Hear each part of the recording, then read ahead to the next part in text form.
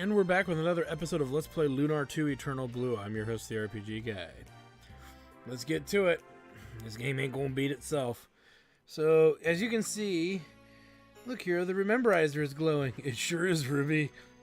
Hey, check it out, Ruby. Now that the water's drained away, we can get into the ruins. See? And we can look at those scenes where Lucia's butt crack was hanging out. Alright, so, water temple, water shrine, whatever you want to call it. It is ever so divine, and it is riddled with rage. So much rage. So much rage. And much like the other dungeon, if my memory serves me right... Oh, you know what? I didn't re-equip my characters the way I want to. Dag ding dong darn. Alright, well, we'll reorganize... You know what? Actually, what we'll do... Not worth it. Not worth it when I don't. Not worth it when I don't think we're gonna need it.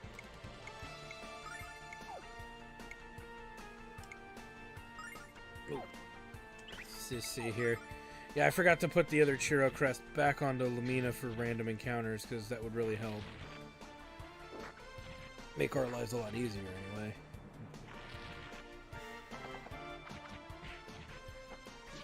Because yeah, she might have been able to do more damage here.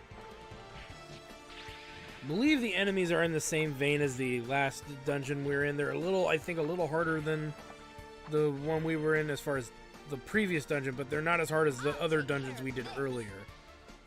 If I'm not mistaken, but I could be.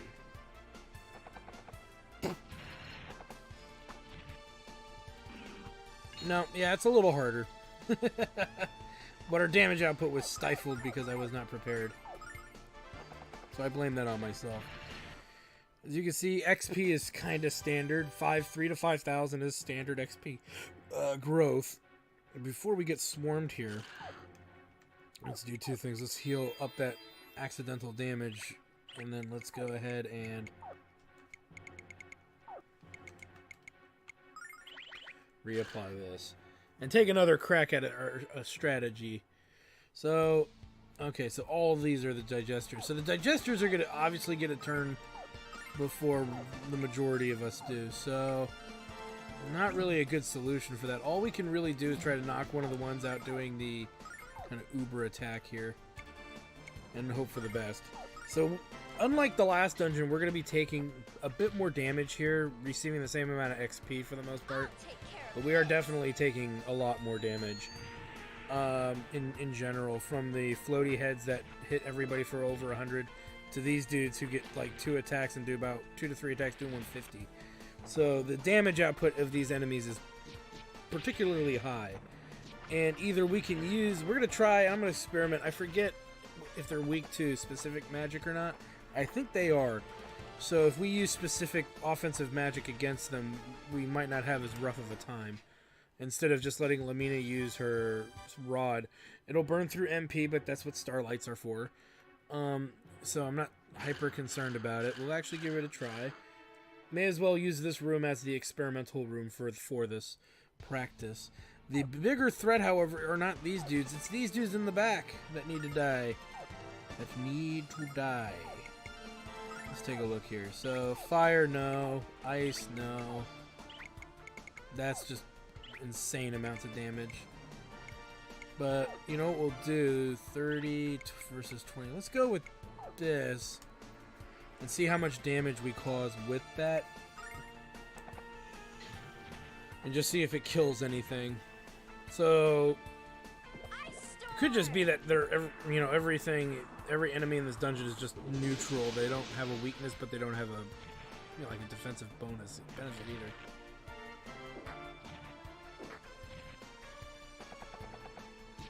Let's see if she can at least kill one in 3 hits. Well, I'm kinda... There we go. I think the bigger threat is that particular enemy, just because of what they can do to you. And Leo can just not one shot literally, but take out one of them pretty easily. So there's not really a clean way to get through those fights with those particular enemies. We're just gonna have to soak up that really nasty damage. Per se. Though I'd rather be hit by the single target enemy than the enemy that hits everything. So we have the Dark Dolls now this time, and we have the Gungonka, I think is this thing? I forget. Now they're not doing the AoE attack this time, strangely enough. So let's see here. Kinda don't want things to move around too much. There we go.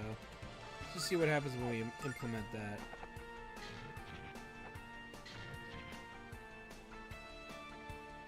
Since they're not doing the enemy with the many faces is not doing the big AoE, I figure it's not a big deal to kind of ignore them this round.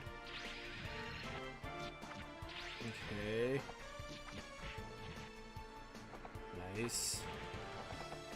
So yeah, these battles are definitely a step up in difficulty when compared to the last dungeon, but this is a mandatory one, so you really gotta actually bite the bullet and do it. And we left 3 enemies alive. So, well, 2 if I don't count Ruby at it, helping out that round. She helps out so rarely that shouldn't count. So it's a bit more intricate than before. We may need to excuse me, we may need to rely on more offensive magic options. Even if it means using the big ones. We've got the MP to do it, so if it means using Catastrophe to speed these fights along, so be it. There's not as many floors in this dungeon as there was in the last one, so I would also say in turn that means less enemies possible, I would argue. We get the Saint's Clothes for Ronfar. I almost forgot. There better be one of these. Better be like worth it. One of the coming up. Great garb for purified priests. Nah. At least they tried a little bit better with that one. So there's a raise of our defense overall, but not much for magic defense. Only 1 point in magic defense. Kind of weak, but still better than the swift kick to the nuts. All right, let me clear these enemies out real quick. All right, let's keep moving here as we get the goddess armor. I believe that's for Leo. It is. Ooh, it's a nice piece of armor too. So, just from that quick view, but we'll look into it in depth in a minute. Blessed by the goddess herself. You mean by Lunar? So 6. So it gives him a bonus in a little bit of everything. It gives him 6 defense.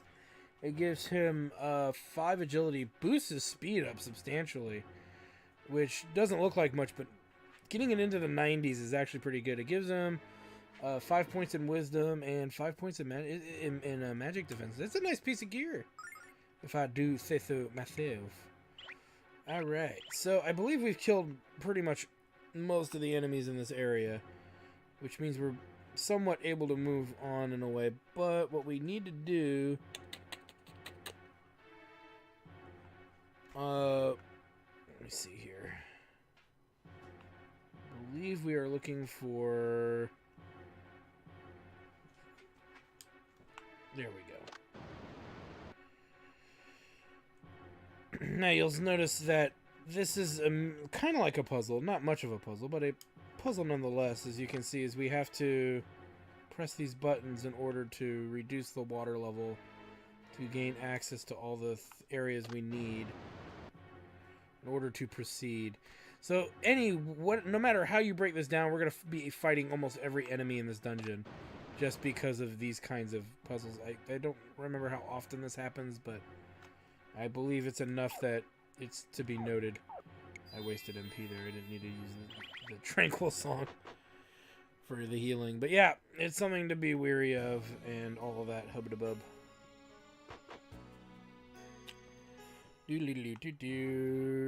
So we'll start grabbing these along the way.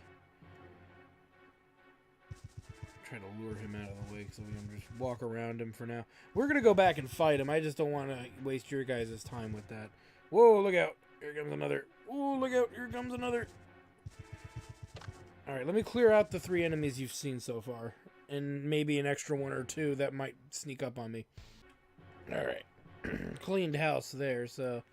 not an issue. Found a better strategy, and that's just to use the hero's amulet and just let my melee attackers just destroy everything in sight, because that seems to be much more effective and much more efficient.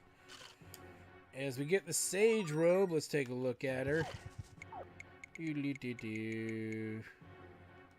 how we have 2 of Dine's armor. Where is it? There it is. Only for powerful magicians. Well, how powerful does it make those magicians? Ooh. Well, 1 point in wisdom, 1 point in magic defense, but 10 points in defense, so it's better than a swift kick to the nuts.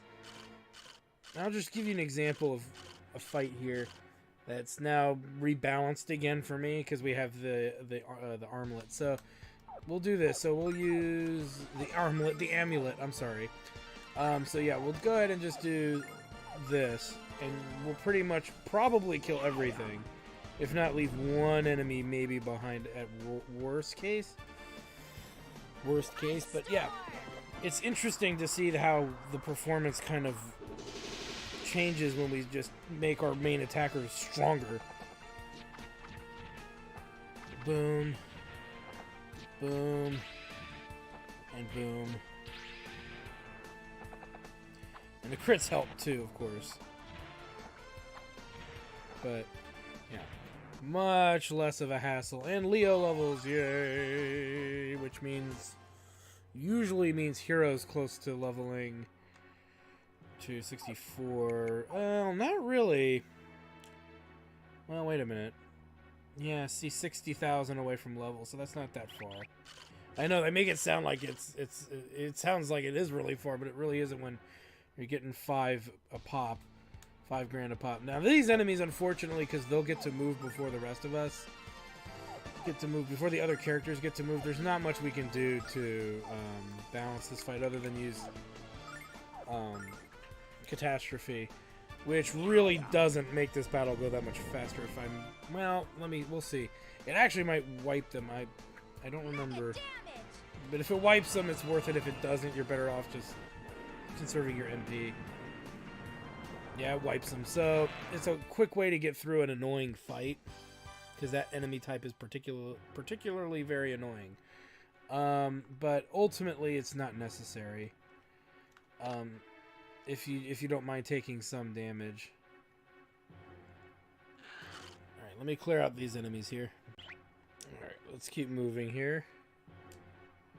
So we get a Dragon Helm and a Berserker Claw. Nice. So, slices through flesh and bone, and legendary Puss Protector. Okay, they got me with that one.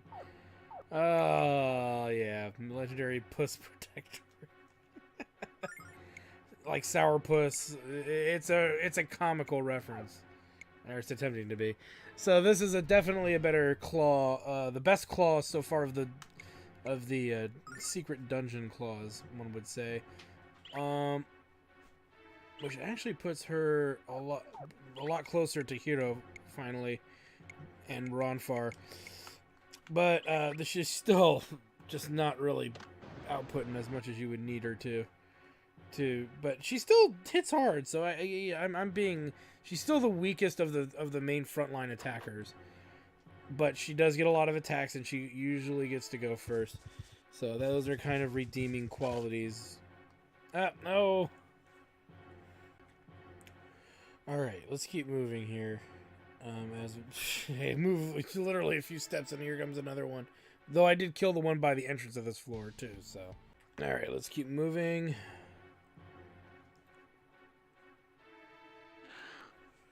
Let's keep fighting.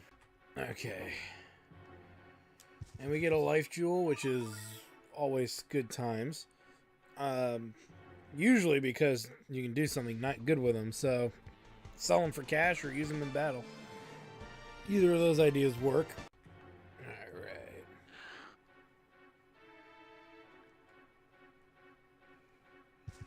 Ooh, lots of enemies to kill. Let's get to it. Alright, killed a whole bunch of baddies. And got us a silver light. Let's take a look at our silver lights. So far, we've collected every silver light in the game, and I think this is every silver light in the game. without stealing or anything like that. And so it tells you that you get about 18 silver lights. So we haven't used a single one, haven't really found the need to use one yet, but just as a point of reference, it's one of those things where it's like, if you are lower level, you don't have a lot of cash, you're burning through silver lights in battle and stuff. But we've expressed strategies that did not require the use of silver lights. So I'm gonna try to keep that consistent until. But if for some reason I use one now, I just want to say we got through most of the game without using a single silver light. I don't recall using a silver light. If anybody recollects when I had used one, let me know. I'll go in the episode and seek it out if I actually did use a silver light somewhere. But I don't believe I actually did. So we are collecting max silver lights. Hopefully we can survive through the game for the most part and not waste any more silver lights. Because it could be kind of cool to say we didn't use a silver light in this playthrough. I'd buy that for $1. Again, just kind of showing off the strategy of getting through this dump. I'm in this wonderful land of magic and wonderment and wonder magic and mint. Alright, anyway, no, I'm just kidding. It is one of the things where they could have, and I'll talk about that when we get to the true end of this game, about what they could have done with, like, the bonus dungeons, but, yeah. But it's my criticism to most JRPG games about bonus dungeon placement and things of the like. I don't want to get hit by that AoE. You can see these dudes are pretty strong. They have probably the most health of anything down here. As even all of that damage still didn't finish them off. Not a big deal though. We'll just pick them off the rest of the way here.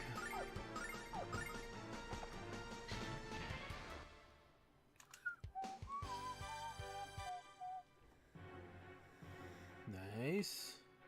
So very nice. So full of spice. As we run into yet again another one. I think it's the same, yeah, the exact same layout. Obviously we're gonna change it up just a little bit.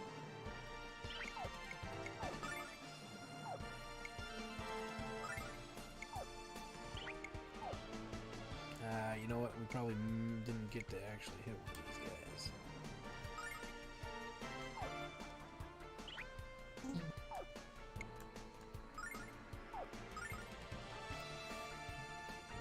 Yow!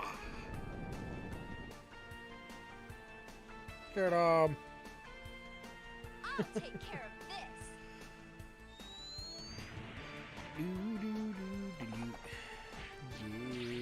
Now, do I know if you can steal silver lights?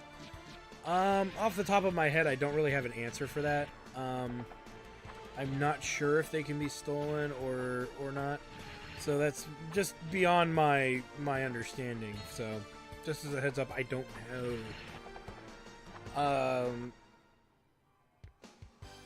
Alright. So yeah, I don't have an answer for that. Sorry.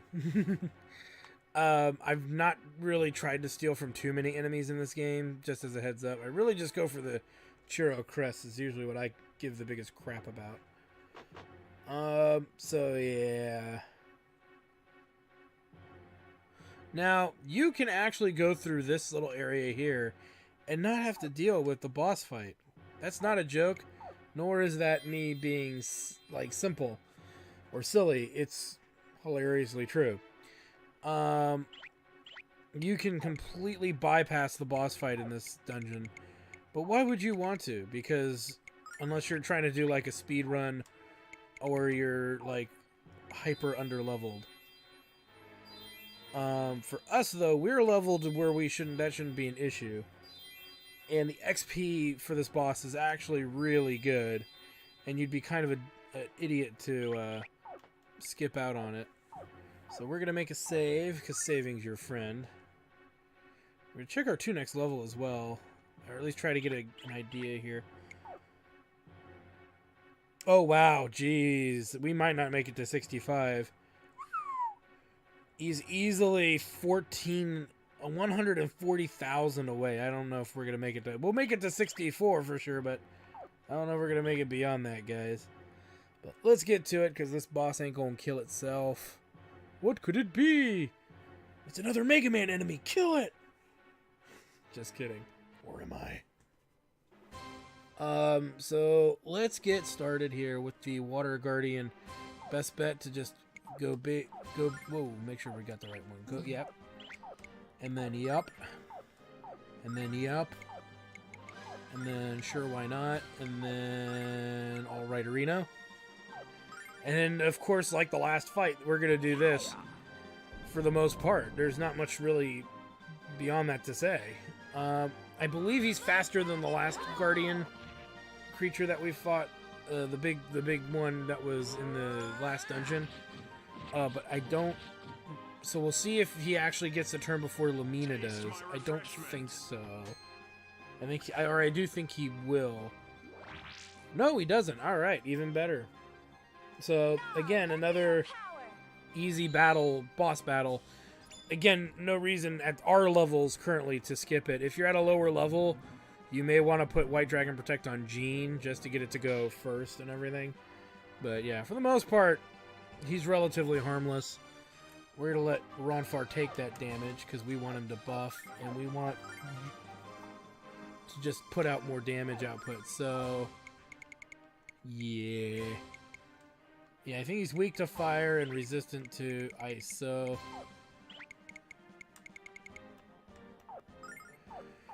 yeah, chances are that Ronfar is going to take a hit here because he's going to, I think, hit everybody. But the very next round, we'll deal with everything else. So, I'm not worried about it.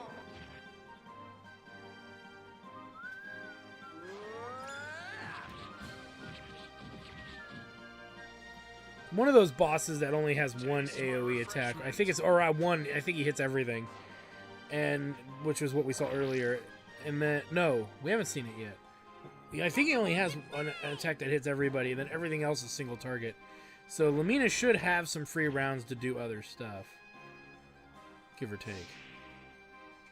Yeah, so there's your multi-round attack there.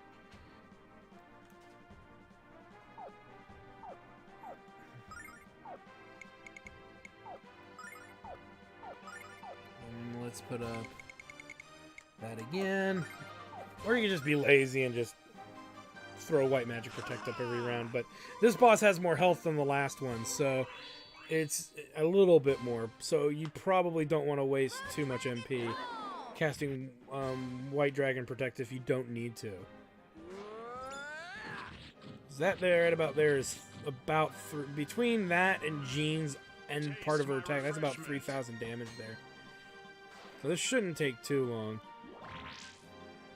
Let's do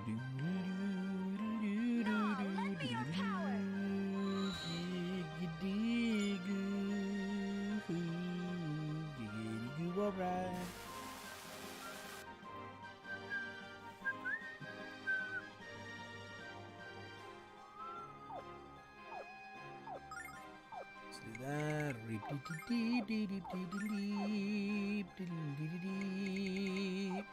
Or you can just say that Lumina's fire attack every once in a while means that Hiro's doing 1,000.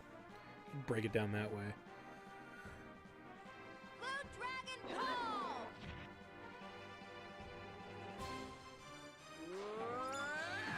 Yeah, so easily 3,000 damage plus the... So we're doing about 5,000 damage a round, so you should be dead by... I was going to say either this... I was going to say next round, but we killed him here all the same. 60,000 XP, and nobody leveled. A little strong there, aren't you, buddy? Yes, we are. Yes, we are. But yeah, so here's the other dragon jewel. The left sapphire jewel be obtained. At last, Hero. Now we have both of the dragon eye jewels. Now we have both the star pupils. But where do we find the dragon of the High Church? We could wander around the world forever and never find it, Hero. Well, we know where it is, so shut up, cat. Alright, so really quick, I want to see if I can show it to you before we get out of here. There's a secret door here that you can take through here.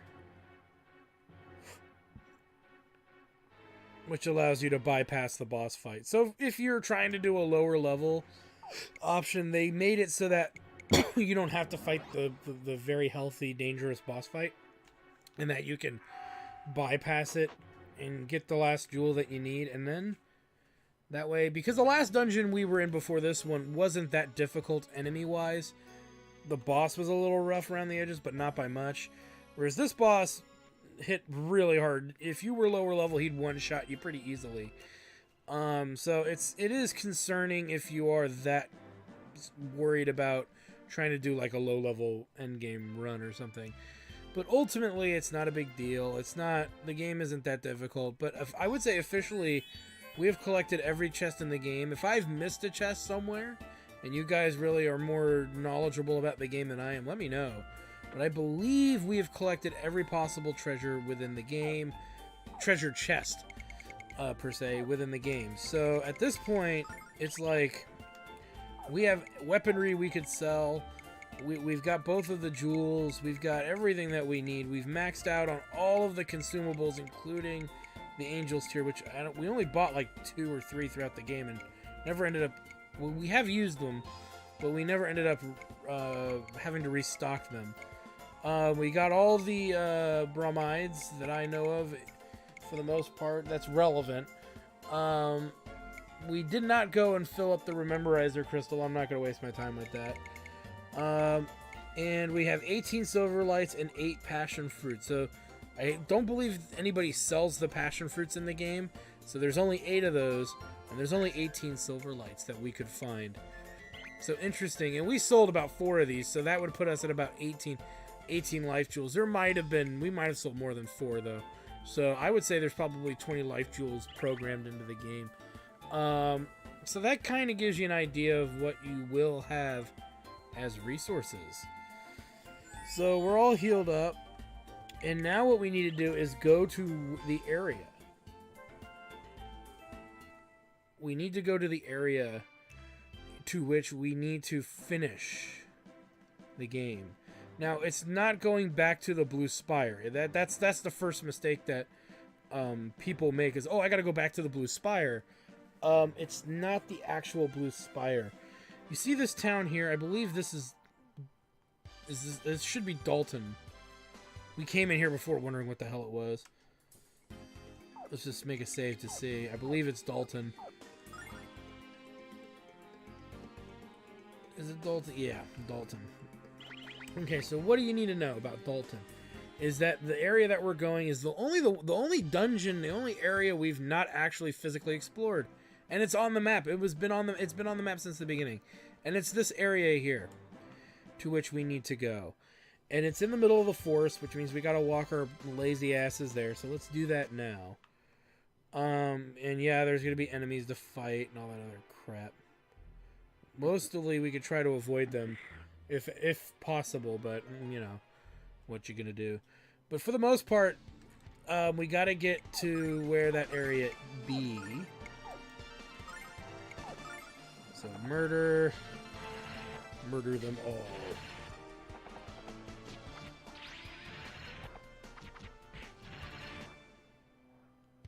Sweet. Still gotta keep making our way though.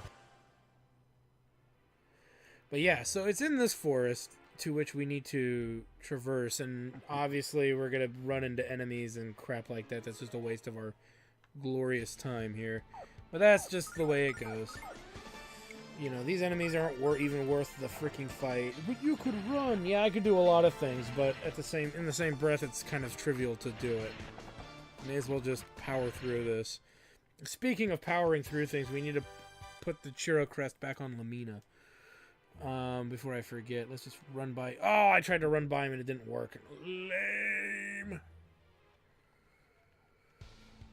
And now you're saying, some of you might be saying, well, wait a minute, you said you've collected every treasure in the game, but you said you have another dungeon to go. I don't believe there's a single item in the true final dungeon. I mean, we'll kill everything like we always have done, you know, but to my knowledge, there is no chest in the final dungeon. So if you are trying to get through the game easily, just beeline right through the place, but we're going to go a step ahead and see what we can get for maximum XP. So we were here earlier in the game, so it's not like this place is some weird secret. So I know these stairs weren't here before, Hero, but why are they here now? Hero, look at that! Here we are, Hero. The Star Dragon Tower will take you to the Blue Star Andalusia. I still can't believe my mom never told me about this place before. That mega meanie. But, I don't see a way for us to get inside, do you? Hey, Hero, doesn't that dragon's head look familiar to you? It sure does to me. Where have I seen it before? Oh, of course! It was the entrance to the Blue Spire! Oh yeah, you're right, Ruby. And we opened the dragon's head with these 2 dragon eyes, jewels. Just like the jewels we have. I think we both know how to get into the tower, or this tower now, huh? Pop the jewels into the dragon's eyes, Hero.